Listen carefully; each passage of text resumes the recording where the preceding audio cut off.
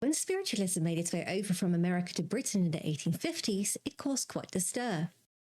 Whilst many made fun of the practice, the majority of British society was nevertheless intrigued. And they had good reason to be, because some of the things they witnessed were, well, unusual to say the least. Welcome to the 5th episode of Victorian Death and Mourning. I am your host, the Gentle Fae, a PhD student specialising in Victorian death culture. And in this series, I am sharing some of the dark and macabre things I've learned along the way. In today's episode, we are briefly exploring the rise of mediumship in mid-Victorian Britain. Having become all the rage in America 4 years prior, American mediums Mrs. Hayden and Mrs. Roberts were the first to introduce mediumship into British society in 1852. Whilst it was met with a lot of skepticism, many Victorians, including Queen Victoria herself, were intrigued by this new trend. Before long, seances and spirit rapping, the practice of asking a spirit to knock on furniture to make a sound, became all the rage.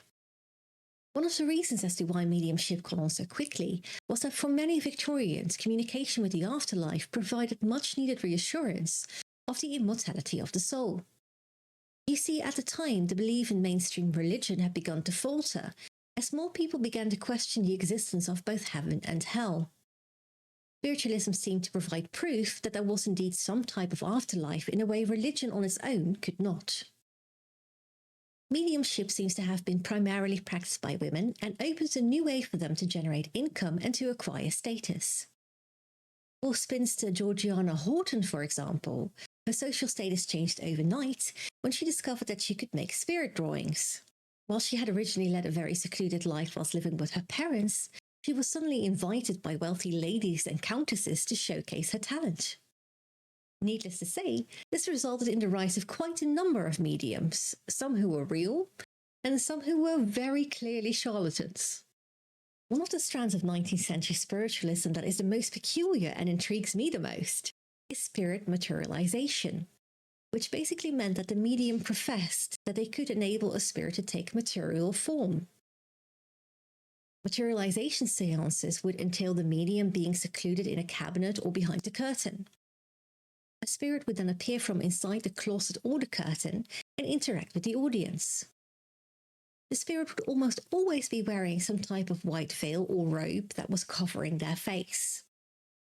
As there was a distinct rise in skepticism around mediumship, increasingly more scientists began to attempt to debunk mediums.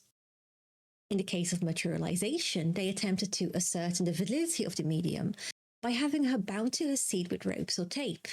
Then strings would be attached between the medium and nearby furniture or accessories, so people would immediately be alerted if the medium herself were to move and pretend to be the spirit.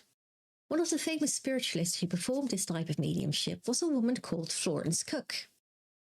During her seances, she would conjure a spirit named Katie King.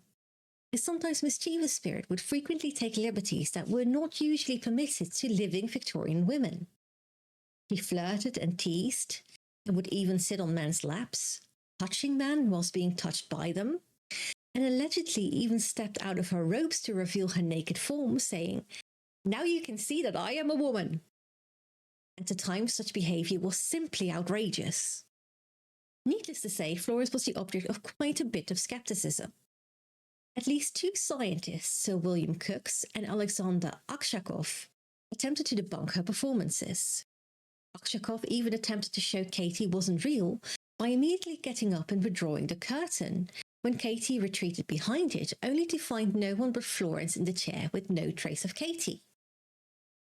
Crookes felt reassured when he was able to view both medium and the ghost together in one space, which to him proved that Katie and Florance were not the same person. Neither Ashakov or Crookes were able to debunk Florance's performances. The fraudulent medium Mrs. Woods, however, was less fortunate. She professed to being able to materialize a child spirit called Pocker. During one of her seances, a scientist in the audience caught her before she was able to fully return to the safety of her cabinet. He apprehended her, pulling off the veil and showing her to be on all fours on the floor, wearing nothing but her underwear. She claimed to have been possessed by an evil spirit that forced her to strip and sent her out into the circle. But of course, the people who attended didn't believe her. When she returned to doing seances 2 years later, she was again caught on her knees, partially undressed, and attempting to hide a quantity of muslin. As skepticism grew, mediums felt increasingly forced to prove that they were the real deal, which even for those not practicing materialization could mean that they were forced to consent to being stripped and searched by other women to show that they were not hiding any tricks up their sleeves or other garments. Perhaps that is one of the reasons for the decrease in popularity, as many mediums simply decided to stop offering their services because they were exhausted with having to provide proof of their talents. Intriguingly, we are now living in a time where we see a return back to the ways of mediumship and spirituality. As a spiritualist myself, I only hope that, whilst we maintain a healthy dose of skepticism, we can nevertheless prove to be a little more open-minded than the Victorians were. And with that, this episode has come to a close. In next month's episode, we are delving into Victorian mourning superstitions. Hope to see you then. And as always, stay cozy and spooky, my friends.